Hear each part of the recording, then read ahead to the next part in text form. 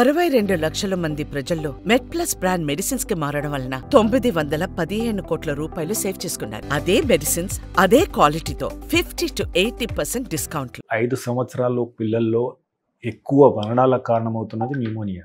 ఇది అంటువ్యాధి. దీని ద్వారా చాలా లక్షల మంది ప్రాణాలు కోల్పోతున్నారు.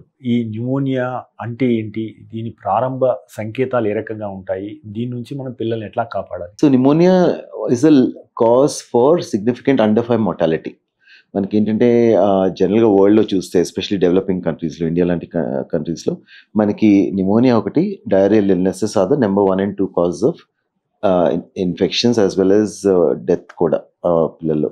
సో న్యూమోనియాకి మనం ఎర్లీగా రికగ్నైజ్ చేసుకోవాలి, ఎర్లీగా ట్రీట్ చేసుకోవాలి. వీటి లక్షణాలు ఏంటంటే జ్వరం రావడం, దెన్ దగ్గడము, ఆయాసపడ్డము, ఆక్సిజన్ లెవెల్స్ తగ్గడము. సో ఇవి జనరల్ సిమ్టమ్స్ అనమాట. And fast breathing. సో ఈ సిమ్టమ్స్ని ఎర్లీగా రికగ్నైజ్ చేసుకొని మనం ఏంటంటే ఆ గైడ్లైన్స్ ప్రకారంగా మన లోకల్ డాక్టర్ దగ్గరికి వెళ్ళడము, ట్రీట్మెంట్ చెక్ చేయించుకోవడం, ట్రీట్మెంట్ స్టార్ట్ చేయడం చేసుకోవాలి. So early recognition and early treatment. మరీ సిక్ అయితే పిల్లలు వాళ్ళని ఎర్లీగా హాస్పిటల్స్కి రెఫర్ చేయాలి, where there is a facility for oxygen and other supportive treatment.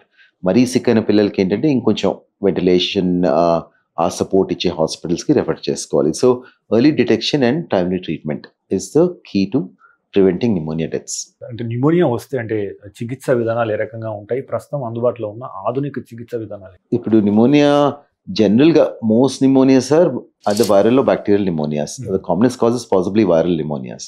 For example ఈ సీజన్ మనకి ఇన్ఫ్లుయెన్జా న్యూమోనియా.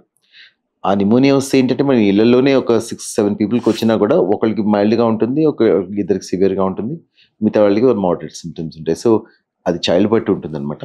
సో మనకి ఏంటంటే ఇప్పుడు ఈ న్యూమోనియాస్ ఎర్లీగా ట్రీట్ చేసుకుని most of the management is at home.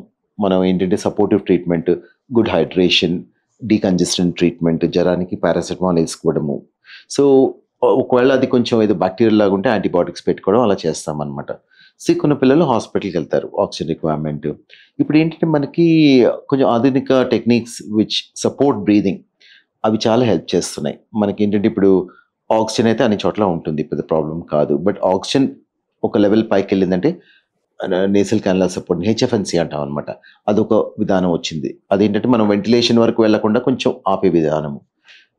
అది కూడా మనకి సరిపోవట్లేదంటే సిపాప్, బైపాప్ పెట్టి వెంటిలేట్ చేయకుండా మేనేజ్ చేస్తారు. ఇంకా పిల్లలు సిక్ అవుతే దాని వెంటిలేటరీ మేనేజ్మెంట్స్ అవి ఉంటాయి అనమాట. మరీ సిక్ పిల్లలకి ఎక్మో అనే విధానం వచ్చింది, వేరే హార్ట్ లంగ్ మెషిన్ మీద పెట్టి పిల్లల్ని సపోర్ట్ చేసే వచ్చింది. దానివల్ల ఈ సివియర్ డెత్స్ కూడా తగ్గాయి, కానీ అది వెరీ కాస్ట్లీ మేనేజ్మెంట్. కానీ ఏంటంటే మనకి రాను రాను ఈ మోర్ అడ్వాన్స్ టెక్నిక్స్ మనకి అవైలబుల్ అవుతున్నాయి at lesser cost. Of course ఇప్పుడు కాస్ట్లీ, కానీ మేబీ ఒక 10 years బ్యాక్ మనం అది ఆల్మోస్ట్ ఇంపాసిబుల్ అనుకునేవాళ్ళం. ఇప్పుడు మెడిసిన్ అడ్వాన్స్ అవుతున్న కొద్దీ న్యూమోనియా ట్రీట్మెంట్లు and any other condition treatments కూడా బాగా ఇంప్రూవ్ అయ్యాయి. సో మనకి సింపుల్ ఆక్సిజన్ నుంచి ఎక్మో వరకు we got multi levels of treatment for pneumonia. So ఎర్లీగా మనం డిటెక్ట్ చేసుకుంటే మనకి ఏంటంటే రికవరీ అయ్యే ఛాన్స్ అంత బాగుంటుంది.